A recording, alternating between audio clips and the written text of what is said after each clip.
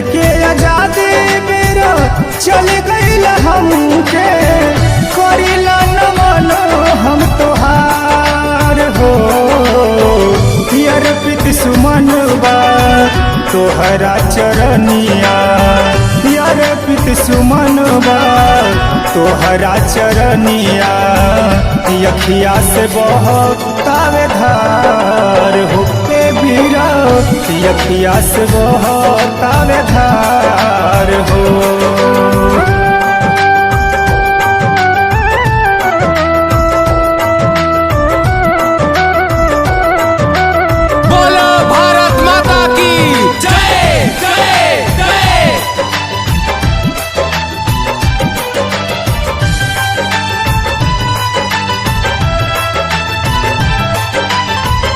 आवेला याद जब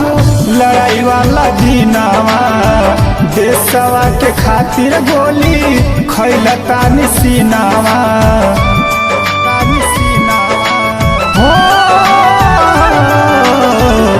आवेला याद जब लड़ाई वाला दिनावा देशवा के खातिर गोली खैलता निसीनावा याद नहीं आइल तो है जवानी आजादिया याद नहीं आइल तो है जवानी आजादिया बह गइल खूनावा के धार हो अर्पित सुमन बा तोहरा चरनिया अर्पित सुमन बा तोहरा चरनिया अखिया से गिरो तावे धार हो के बीरा अखिया से गिरो तावे धार हो।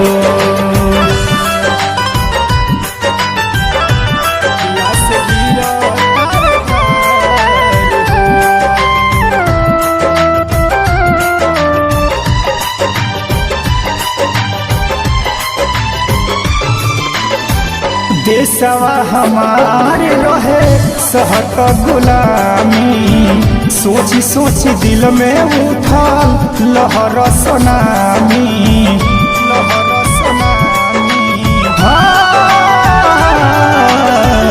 देशवा हमारे रहे सहत गुलामी सोची सोची दिल में उठे लहर सुनामी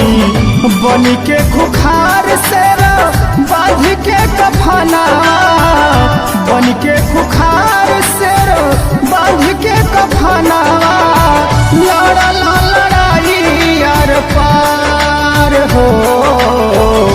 अर्पित सुमन बा तोहरे चरनिया अर्पित सुमन बा तोहरे चरनिया अखिया से गिरो तार धार हो ये बीरा अखिया से गिरो तार धार हो।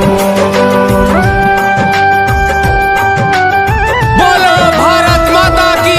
जय जय जय।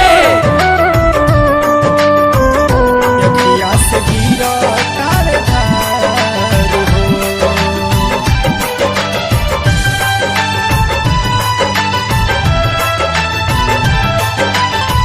सत सत प्रणाम वीर तोहरा चरण में गीतिया के गाँव दीवान चंद आंसुल नयन में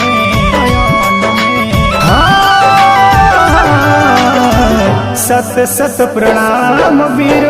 तोहरा चरण में गीतिया के गाँव दीवान चंद आंसुल नयन में कहेल गौतम सभे देश के सिपाही बा कहेल गौतम सभे देश के सिपाही बा देशवा के राखो बरकरार हो अर्पित सुमन बा तोहरा चरनिया अर्पित सुमन बा तोहरा चरनिया अखिया से गिरो तावे धार हो के बीरा अखिया से गिरो तावे धार हो।